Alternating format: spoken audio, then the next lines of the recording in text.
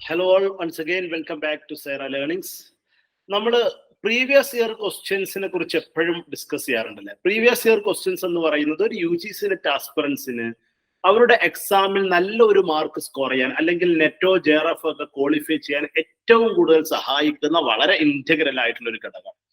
അതുകൊണ്ട് തന്നെയാണ് UGC net concept education series എന്ന് പറയുന്ന രീതിയിൽ പ്രീവിയസിൽ ചോദിച്ചിട്ടുള്ള ക്വസ്റ്റ്യൻസിനെ ഡിസ്കസ് ചെയ്യുന്ന ഒരു സീരീസ് നമ്മൾ റീൽസിലൂടെയും ഷോർട്സിലൂടെയും ഒക്കെ ക്വസ്റ്റ്യൻ നൽകി യൂട്യൂബിൽ അതിന് എക്സ്പ്ലനേഷൻ കൊടുക്കുന്ന ഈ ഒരു സ്ട്രക്ചർ നമ്മൾ കൊണ്ടുവന്നിട്ടുള്ളത്.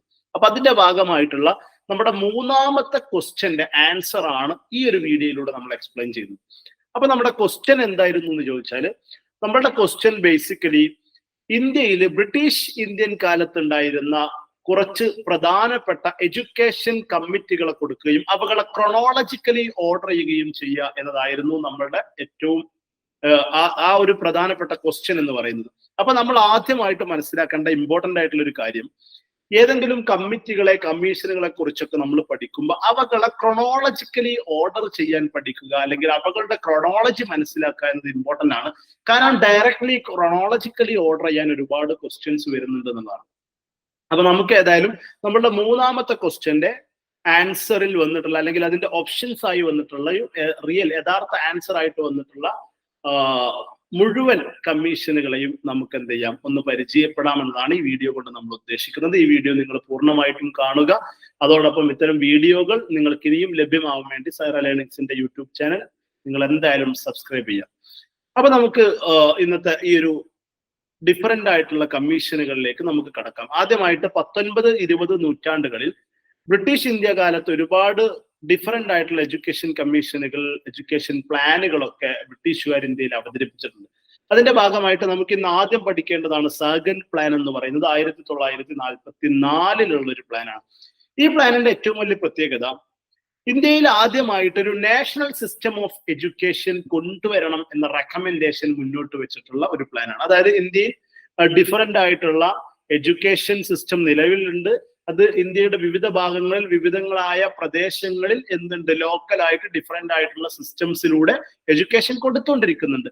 ആ സമയത്ത് നാഷണൽ ലെവലിൽ ഒരു എഡ്യൂക്കേഷൻ സിസ്റ്റം കൊണ്ടുവരണം എന്ന റെക്കമെൻഡേഷൻ കൊണ്ടുവന്നിട്ടുള്ള പ്ലാനുകളിൽ ഏറ്റവും പ്രധാനപ്പെട്ട പ്ലാനാണ് സർഗൻ പ്ലാൻ എന്ന് പറയുന്നത്. സർഗൻ പ്ലാന്റെ മറ്റൊരു പ്രധാനപ്പെട്ട സംഭവമാണ് 14 വയസ്സ് വരെയുള്ള കുട്ടികൾക്ക് ഫ്രീ ആൻഡ് കമ്പൽസറി സ്കൂളിംഗ് കൊടുക്കണം എന്ന റെക്കമെൻഡേഷനും മുന്നോട്ട് വെച്ചിട്ടുള്ള സർജന്റ് പ്ലാൻ തന്നെയാണ് എന്ന കാര്യം നമ്മൾ മനസ്സിലാക്കുക. അതുപോലെ തന്നെ ഈ ഒരു റിപ്പോർട്ടിന്റെ പബ്ലിക്കേഷന് ശേഷമാണ് the establishment of the national education system in India began. ഇന്ത്യയിൽ ആദ്യമായിട്ട് ഒരു നാഷണൽ എഡ്യൂക്കേഷൻ സിസ്റ്റം അതിന്റെ ഒരു എസ്റ്റാബ്ലിഷ്മെന്റ് ഉണ്ടായതും ഈ ഒരു റിപ്പോർട്ടിന് ശേഷമാണ്. നമ്മൾ ഓൾറെഡി പറഞ്ഞു. ഈ റിപ്പോർട്ടിന്റെ മറ്റൊരു പ്രത്യേകത എന്ന് പറയുന്നത് വൊക്കേഷണൽ ട്രെയിനിങ്ങിന് കൂടുതൽ ഇമ്പോർട്ടൻസ് കൊടുത്തിരുന്നു. അതുപോലെ തന്നെ ടെക്നിക്കൽ എഡ്യൂക്കേഷനും ഇമ്പോർട്ടൻസ് കൊടുത്തിട്ടുള്ള ഒരു പ്ലാനാണ് സർജന്റ് പ്ലാൻ എന്ന് പറയുന്നത്. എന്തുകൊണ്ടെന്ന് ചോദിച്ചാൽ ഇന്ത്യയുടെ എക്കണോമിക് നീഡ്സുകൾ ഇങ്ങനെ വളർന്നുകൊണ്ടിരിക്കുകയാണ്. പൊതുവെ പോപ്പുലേഷനും കൂടിക്കൊണ്ടിരിക്കുകയാണ്. അതുകൊണ്ട് തന്നെ ആളുകളിൽ ഓരോരുത്തരും ഇൻകം ജനറേറ്റ് ചെയ്യാൻ കഴിയുന്ന സ്കിൽഡ് ആയ ആളുകളായിരിക്കണം. അതുകൊണ്ട് തന്നെ vocational and technical education provide ചെയ്യുക എന്നതും ഈ ഒരു പ്ലാനിന്റെ പ്രധാനപ്പെട്ട റെക്കമെൻഡേഷനുകളിൽ പെട്ടതായിരുന്നു. പിന്നീട് അതുപോലെ തന്നെ ഹയർ എഡ്യൂക്കേഷൻ സെക്ടറിലേക്ക് വരുമ്പോൾ ക്വാളിറ്റി ഇംപ്രൂവ് ചെയ്യുക, എല്ലാവർക്കും ആക്സസിബിൾ ആവുക, ഇത്തരം കാര്യങ്ങളൊക്കെ ഇതിന്റെ റെക്കമെൻഡേഷന്റെ ഭാഗമായിട്ട് വന്നിട്ടുണ്ടായിരുന്നു.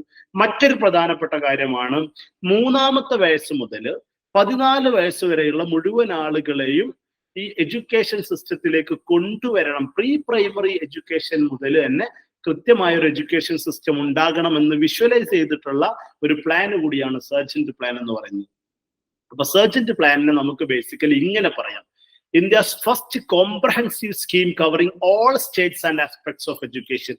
ഇന്ത്യയിലെ വിദ്യാഭ്യാസത്തിന്റെ എല്ലാ സ്കീമുകളെയും എല്ലാ ആസ്പെക്റ്റുകളെയും ഒരുപോലെ ടച്ച് ചെയ്തു പോകുന്ന ഒരു സിസ്റ്റമാണ്, അല്ലെങ്കിൽ ഒരു ആദ്യത്തെ കോംപ്രഹെൻസീവ് പ്ലാനാണ് സർജന്റ് പ്ലാൻ എന്ന് നമുക്ക് പറയാം. അതിന്റെ കാരണം എന്താണെന്ന് ചോദിച്ചാൽ, പ്രീ പ്രൈമറി എഡ്യൂക്കേഷനെ കുറിച്ച് പറയുന്നുണ്ട്, പ്രൈമറി എഡ്യൂക്കേഷനെ കുറിച്ച് പറയുന്നുണ്ട്, സ്കൂളിങ്ങിനെ കുറിച്ച് പറയുന്നുണ്ട്, കോളേജ് എഡ്യൂക്കേഷനെ കുറിച്ച് പറയുന്നുണ്ട്, യൂണിവേഴ്സിറ്റി തല എഡ്യൂക്കേഷനെ കുറിച്ച് പറയുന്നുണ്ട്, vocational education, technical education, professional education എല്ലാത്തിനെയും കുറിച്ച് പറയുന്നുണ്ട്. അപ്പൊ ഇന്ത്യയിലെ ആദ്യത്തെ ഒരു കോംപ്രഹെൻസീവ് എഡ്യൂക്കേഷൻ പ്ലാൻ എന്ന് വേണമെങ്കിൽ നമുക്ക് എന്തിനെ കുറിച്ച് പറയാം? സർജന്റ് പ്ലാനിനെ കുറിച്ച് പറയാം. ഈ സർജന്റ് പ്ലാന് മുന്നോട്ട് വെച്ചിരുന്ന മറ്റൊരാശയമാണ് സ്കൂളിംഗ് എന്തായാലും നമ്മുടെ മദർ ടങ്ങിലായിരിക്കണം, അതിന്റെ മീഡിയം ഓഫ് ഇൻസ്ട്രക്ഷൻ എന്ന് പറയുന്നത് മദർ ടങ് ആയിരിക്കണം എന്ന്, മാതൃഭാഷയിലായിരിക്കണം എന്നതുകൂടി ആരുടെ നമ്മുടെ സർജന്റ് പ്ലാനിന്റെ പ്രധാനപ്പെട്ട റെക്കമെൻഡേഷനുകളിൽ ഒന്നായിരുന്നു. ഇംഗ്ലീഷിനെ 2ാം ഭാഷയായിട്ട് ഉൾപ്പെടുത്തണം എന്നതും സർജന്റ് പ്ലാന് മുന്നോട്ട് വെച്ചിട്ട റെക്കമെൻഡേഷനുകളിൽ ഒന്ന് തന്നെയായിരുന്നു. അപ്പൊ സർജന്റ് പ്ലാൻ ആണ് നമ്മൾ ഇതുവരെ പറഞ്ഞത്. ഇനി നമുക്ക് പറയാനുള്ളത് ഹാർട്ടോഗ് കമ്മിറ്റിയാണ്. 1929 വന്നിട്ടുള്ള കമ്മിറ്റിയാണ് ഹാർട്ടോഗ് കമ്മിറ്റി. അപ്പൊ ഈ ഹാർട്ടോഗ് കമ്മിറ്റിയുമായി ബന്ധപ്പെട്ട് UGC മുമ്പ് ചോദിച്ചിട്ടുള്ള ക്വസ്റ്റ്യൻസിന്റെ ആൻസേഴ്സ്, അതുമായി ബന്ധപ്പെട്ട് നമ്മൾ അറിഞ്ഞിരിക്കേണ്ട പ്രധാന കാര്യങ്ങളാണ് നമ്മൾ ഡിസ്കസ് ചെയ്യുന്നത്. ആദ്യമായിട്ട് ഹാർട്ടോഗ് കമ്മിറ്റി അപ്പോയിന്റ് ചെയ്യപ്പെടുന്നത് 1929 നമ്മൾ പറഞ്ഞു. അത് റിപ്പോർട്ട് സബ്മിറ്റ് ചെയ്യുന്നത് 1929 തന്നെയാണ്. എന്തുകൊണ്ടാണ് ഈ കമ്മിറ്റി അപ്പോയിന്റ് ചെയ്യപ്പെട്ടത്? അതിന്റെ ഒബ്ജക്റ്റീവ് എന്തായിരുന്നു? This committee was appointed to survey the growth of education in British India. British ഇന്ത്യയിൽ എഡ്യൂക്കേഷന്റെ ഗ്രോത്തിന് സർവേ ചെയ്യുക എന്നതായിരുന്നു ബേസിക്കലി ഹാർട്ടോഗ് കമ്മിറ്റിയുടെ പ്രധാനപ്പെട്ട ലക്ഷ്യങ്ങളിൽ ഒന്ന്. മാത്രമല്ല, ഇതുമായി ബന്ധപ്പെട്ട് നമ്മൾ ഏറ്റവും ഇമ്പോർട്ടന്റ് ആയിട്ട് മനസ്സിലാക്കേണ്ട ഒരു ടേം എന്ന് പറയുന്നത് wastage and stagnation at the primary level എന്നതാണ്. അതായത് ഹാർട്ടോഗ് കമ്മിറ്റി വരികയും ഇന്ത്യയിലുള്ള പ്രൈമറി എഡ്യൂക്കേഷനെ കുറിച്ചൊക്കെ കൃത്യമായിട്ട് പഠിക്കുകയും ചെയ്ത സമയത്ത് ഇന്ത്യയിൽ ലിറ്ററസി റേറ്റ്, അല്ലെങ്കിൽ കുട്ടികൾക്ക് പ്രീ പ്രൈമറി എഡ്യൂക്കേഷൻ അല്ലെങ്കിൽ പ്രൈമറി ലെവലിൽ നന്നായിട്ട് ഫണ്ട് നൽകുകയും നല്ല രീതിയിലുള്ള സിസ്റ്റം നമ്മൾ കൊടുക്കുകയൊക്കെ, ബ്രിട്ടീഷ് ഇന്ത്യക്കാർ കൊടുക്കുകയൊക്കെ ചെയ്തിട്ടും ഇന്ത്യയിൽ ലിറ്ററസി റേറ്റ് കൂടുന്നില്ല, അല്ലെങ്കിൽ ലിറ്ററേച്ചഡ് ആയിട്ടുള്ള ആളുകൾ വരുന്നില്ല, നല്ല രീതിയിൽ എഴുതാനും വായിക്കാനും അറിയുന്ന ആളുകൾ ഉണ്ടാവുന്നില്ല എന്ന് മനസ്സിലാക്കിയിട്ട് പ്രൈമറി ലെവലില് ഫണ്ടിന്റെ വേസ്റ്റേജിനെ കുറിച്ചും ആ സിസ്റ്റത്തിന്റെ സ്റ്റാഗ്നേഷനെ കുറിച്ചും കൃത്യമായിട്ട് ഹൈലൈറ്റ് ചെയ്ത് പറഞ്ഞ കമ്മിറ്റി കൂടിയാണ് ഹാർട്ടോഗ് കമ്മിറ്റി. പ്രീവിയസ് ഇയറിൽ ഇങ്ങനെ തന്നെ ചോദ്യം വന്നിട്ടുണ്ട്. Wastage and stagnation at the primary ലെവലിൽ എടുത്ത് ഹൈലൈറ്റ് ചെയ്തിട്ടുള്ള കമ്മിറ്റി ഏതാണെന്ന്? ഹാർട്ടോഗ് കമ്മിറ്റിയാണ്. അതുപോലെ തന്നെ ഹാർട്ടോഗ് കമ്മിറ്റി പ്രീ പ്രൈമറി എഡ്യൂക്കേഷനെ കുറിച്ചാണോ, പ്രൈമറി എഡ്യൂക്കേഷനെ കുറിച്ചാണോ, ഹൈസ്കൂളിങ്ങിനെ കുറിച്ചാണോ, സെക്കൻഡറി എഡ്യൂക്കേഷനെ കുറിച്ചാണോ, യൂണിവേഴ്സിറ്റി തല എഡ്യൂക്കേഷനെ കുറിച്ചാണോ എന്നൊക്കെ രീതിയിലുള്ള ഒരു ചോദ്യം, അല്ലെങ്കിൽ ആ രീതിയിലുള്ള ഒരു ആസ്പെക്റ്റിൽ നമ്മൾ ഡിസ്കസ് ചെയ്യുമ്പോൾ നമ്മൾ മനസ്സിലാക്കേണ്ടത് മാസ് എഡ്യൂക്കേഷനെ കുറിച്ചാണ് പ്രധാനമായിട്ടും ഹാർട്ടോഗ് കമ്മിറ്റി ഫോക്കസ് ചെയ്തത് എന്നതാണ്. ഇനി ഹാർട്ടോഗ് കമ്മിറ്റിയുടെ കീ റെക്കമെൻഡേഷൻ എന്ന് പറയുന്നത് നമ്മൾ ഓൾറെഡി പറഞ്ഞു. പ്രൈമറി തലത്തിൽ വേസ്റ്റേജ് ആൻഡ് സ്റ്റാഗ്നേഷൻ എന്ന ഒരു അതിനെ ഹൈലൈറ്റ് ചെയ്തൊരു ടീം ആയതുകൊണ്ട് തന്നെ സ്വാഭാവികമായിട്ടും എഫിഷ്യൻസി അല്ലെങ്കിൽ എഫക്റ്റീവ്നെസ് ഓഫ് എഡ്യൂക്കേഷൻ സിസ്റ്റത്തെ കുറിച്ചാണ് പ്രധാനമായിട്ടും റെക്കമെൻഡേഷൻസ് ഒക്കെ വന്നിട്ടുള്ളത്. മാത്രമല്ല, അൺഎംപ്ലോയ്മെന്റിനെ ഡീൽ ചെയ്യുന്നതിന് വേണ്ടി യൂണിവേഴ്സിറ്റി തലങ്ങളിൽ ടെക്നിക്കൽ ആൻഡ് കൊമേഴ്ഷ്യൽ എഡ്യൂക്കേഷൻസിന് ഇമ്പോർട്ടന്റ് കൊടുക്കണം എന്ന ആശയത്തെ കൂടി പ്രൊമോട്ട് ചെയ്തിട്ടുള്ള ഒരു കമ്മിറ്റിയുമാണ് ഹാർട്ടോഗ് കമ്മിറ്റി എന്ന് മനസ്സിലാക്കുക. ഇതുമായി ബന്ധപ്പെട്ട് നമ്മൾ തിരിച്ചറിയേണ്ട അല്ലെങ്കിൽ നമ്മൾ മനസ്സിലാക്കി വെക്കേണ്ട മറ്റൊരു കാര്യം എന്ന് പറയുന്നത് ലോർഡ് ഇർവിനാണ് ഹാർട്ടോഗ് കമ്മിറ്റിയെ എന്ത് ചെയ്തത്? അപ്പോയിന്റ് ചെയ്തത് എന്നതാണ്. ഇനി നമുക്ക് മറ്റൊരു കമ്മീഷൻ പഠിക്കാനുള്ളത് കൽക്കട്ട യൂണിവേഴ്സിറ്റി കമ്മീഷനാണ്. 1917 അപ്പോയിന്റ് ചെയ്യപ്പെടുകയും 1919 റിപ്പോർട്ട് സബ്മിറ്റ് ചെയ്യുകയും ചെയ്തിട്ടുള്ള ഒരു കമ്മീഷനാണ് കൽക്കട്ട യൂണിവേഴ്സിറ്റി കമ്മീഷൻ. മറ്റൊരു പേരിലാണ് പൊതുവെ അറിയപ്പെടുന്നത്, സാഡ്ലർ കമ്മീഷൻ എന്നാണ് നമ്മളൊക്കെ കേട്ടിട്ടുള്ള ഒരു കമ്മീഷനാണ്. കൽക്കട്ട യൂണിവേഴ്സിറ്റി കമ്മീഷൻ എന്ന് പേര് പറയുമ്പോൾ തന്നെ നമുക്കറിയാം യൂണിവേഴ്സിറ്റി എഡ്യൂക്കേഷനുമായി ബന്ധപ്പെട്ട ഒരു കമ്മീഷനാണ്. അപ്പൊ ഇവിടെ നമ്മൾ മനസ്സിലാക്കേണ്ടത് basically Sadler commission or Calcutta university commission എന്ന് പറയുന്നത് കൽക്കട്ട യൂണിവേഴ്സിറ്റിയുടെ തന്നെ ഇനീഷ്യേറ്റീവിന്റെ ഭാഗമായിട്ട് വന്നിട്ടുള്ള ഒരു കമ്മീഷനാണ്. എങ്ങനെയായിരിക്കണം കൽക്കട്ട യൂണിവേഴ്സിറ്റി കമ്മീഷന്റെ ഭാവി വർക്കിംഗ് കണ്ടീഷൻസ്, അല്ലെങ്കിൽ ഇപ്പോൾ നിലവിലുള്ള വർക്കിംഗ് കണ്ടീഷൻസ് എങ്ങനെയാണ്? അങ്ങനെ ഒരു യൂണിവേഴ്സിറ്റി തലത്തിലുള്ള ഒരു യൂണിവേഴ്സിറ്റിയുടെ എല്ലാ ആസ്പെക്റ്റുകളും പഠിക്കുന്നതിന് വേണ്ടി വന്നിട്ടുള്ള ഒരു കമ്മിറ്റിയാണ് സാഡ്ലർ കമ്മീഷൻ എന്ന് പറയുന്നത്. ഈ കമ്മിറ്റി മുന്നോട്ട് വെച്ചിട്ടുള്ള പ്രധാനപ്പെട്ട റെക്കമെൻഡേഷൻ എന്താന്ന് ചോദിച്ചാൽ അത് ഇൻസ്റ്റിറ്റ്യൂഷണൽ ഓട്ടോണമി കൊടുക്കുക എന്നുള്ളതാണ്.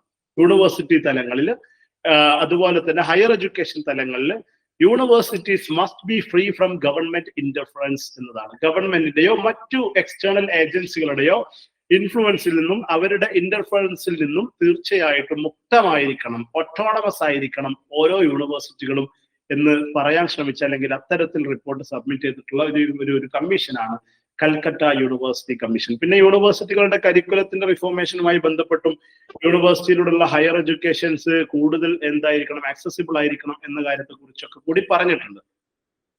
അടുത്ത ഒരു കമ്മീഷൻ നമ്മുടെ ഓപ്ഷനിൽ ഉണ്ടായിരുന്നത് ഹണ്ടർ കമ്മീഷനാണ്. 1882 ഹണ്ടർ കമ്മീഷനാണ്. ഹണ്ടർ കമ്മീഷൻ എന്തിനാണ് വന്നതെന്ന് ചോദിച്ചാൽ, ഹണ്ടർ കമ്മീഷൻ ബേസിക്കലി ഇന്ത്യയിലെ എഡ്യൂക്കേഷൻ സിസ്റ്റത്തിന്റെ ഡിഫറെന്റ് ആസ്പെക്റ്റുകളെ കുറിച്ച് പഠനം നടത്തുകയും അതിന്റെ പ്രോഗ്രസ് എക്സാമിൻ ചെയ്യുകയും പ്രത്യേകിച്ച് പ്രൈമറി എഡ്യൂക്കേഷൻസിന് ഒരു കൂടുതൽ ഇമ്പോർട്ടൻസ് കൊടുത്തുകൊണ്ട് നമ്മുടെ എഡ്യൂക്കേഷൻ സിസ്റ്റത്തിന്റെ പ്രോഗ്രസ് എക്സാമിൻ ചെയ്യാൻ എൻക്വയറി നടത്താൻ വേണ്ടി വന്നിട്ടുള്ള ഒരു കമ്മീഷനാണ് 1882 ഹണ്ടർ കമ്മീഷൻ എന്ന് പറയുന്നത്. ലോർഡ് റിപ്പൺ ആണ് 1882 ഈ കമ്മീഷൻ എന്ത് ചെയ്യുന്നത്, അപ്പോയിന്റ് ചെയ്യുന്നത് ലോർഡ് റിപ്പൺ ആണ്. ഇതിന്റെ മറ്റൊരു ലക്ഷ്യം എന്ന് പറയുന്നത് വുഡ്സ് ഡെസ്പാച്ച് 1854 വുഡ്സ് ഡെസ്പാച്ചുമായി ബന്ധപ്പെട്ട് അതിന്റെ എക്സിക്യൂഷനിൽ ഉണ്ടായിട്ടുള്ള ഫലത്തെക്കുറിച്ച് പഠിക്കാനും അവിടെ എന്തെങ്കിലും കാര്യങ്ങൾ പുതിയതായിട്ട് അതിന്റെ എഫക്റ്റീവ്നെസ്സിനെ കുറിച്ച് സജസ്റ്റ് ചെയ്യേണ്ടതുണ്ടെങ്കിൽ അതിനും കൂടി വേണ്ടിയിട്ടാണ് എന്ത് ചെയ്തിട്ടുള്ളത്, നമ്മളുടെ ഹണ്ടർ കമ്മീഷൻ നിലവിൽ വന്നത്. എന്തായാലും ഹണ്ടർ കമ്മീഷൻ വുഡ്സ് ഡെസ്പാച്ച് നടപ്പിലാക്കിയതുമായി ബന്ധപ്പെട്ട് അതിന്റെ കാര്യങ്ങൾ സ്വാഗതാർഹമാണ് എന്ന രീതിയിലാണ് റിപ്പോർട്ട് സബ്മിറ്റ് ചെയ്തത് എന്ന കാര്യം കൂടി മനസ്സിലാക്കുക.